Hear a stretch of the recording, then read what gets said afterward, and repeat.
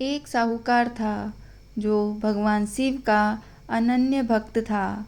उसके पास धन धान्य किसी भी चीज की कमी नहीं थी, लेकिन उसकी कोई संतान नहीं थी और वह इसी कामना को लेकर रोज शिवजी के मंदिर में जाकर दीपक जलाता था।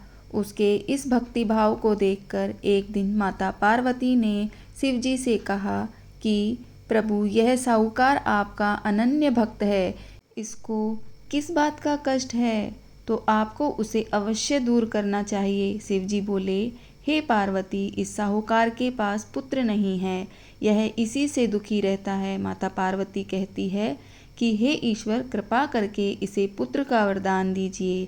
तब भोलेनाथ ने कहा कि हे पार्वती, साहूकार के भाग्य में पुत्र का योग नहीं है। ऐसे में अगर इसे पुत्र प्राप्ति का वरदान मिल भी गया तो वह केवल 12 वर्ष की आयु तक ही जीवित रहेगा।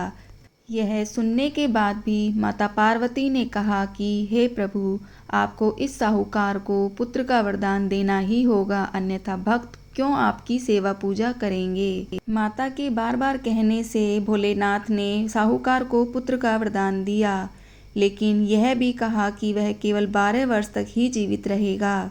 साहूकार यह सारी बातें सुन रहा था, इसलिए उसे न तो खुशी हुई और न ही दुख हुआ।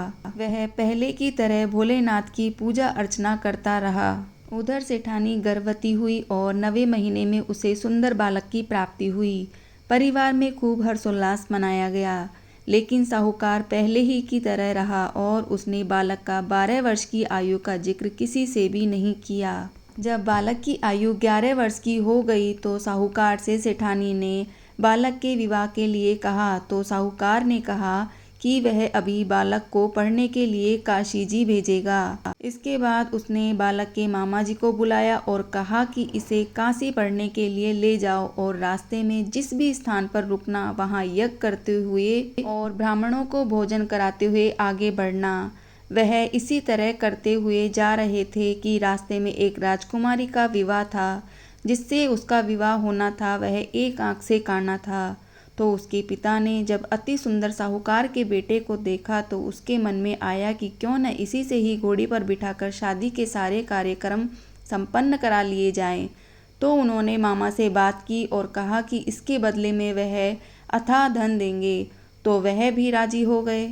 इसके बाद साहूकार का बेटा विवाह की वेदी पर बैठा और जब विवाह कार्य संपन्न हो गया तो जाने से पहले उसने राजकुमारी की चुनरी के पल्ले पर लिखा कि तेरा विवाह तो मेरे साथ हुआ है, लेकिन जिस राजकुमार के साथ तुझे भेजेंगे वह तो एक आंख से काना है। इसके बाद वह अपने मामा के साथ काशी के लिए चला गया। उधर जब राजकुमारी ने अपनी चुनरी पर यह लिखा पाया तो उसने राजकुमार के साथ जाने से मना कर दिया।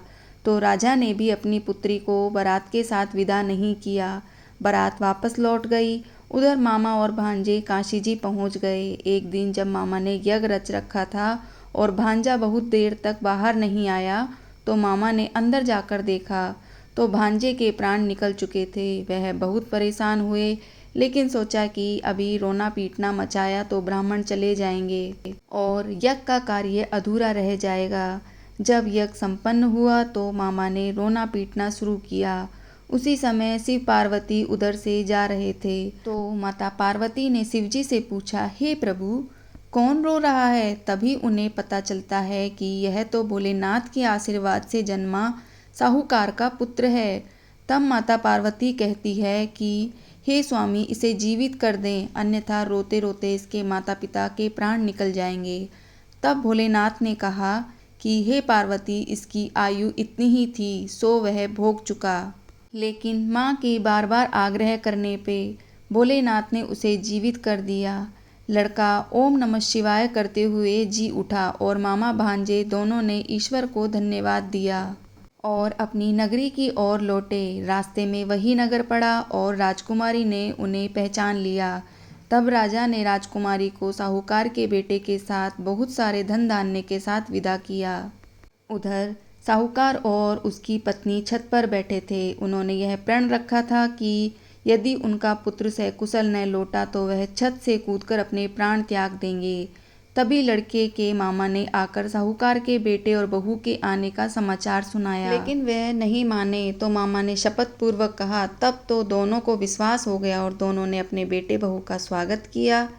उसी रात साहूकार को स्वप्न में शिवजी ने दर्शन दिया और कहा कि तुम्हारे पूजन से मैं प्रसन्न हुआ। इसी प्रकार जो भी व्यक्ति इस कथा को पढ़ेगा या सुनेगा उसके समस्त दुख दूर हो जाएंगे और मनोवांछित सभी कामनाओं की पूर्ति होगी।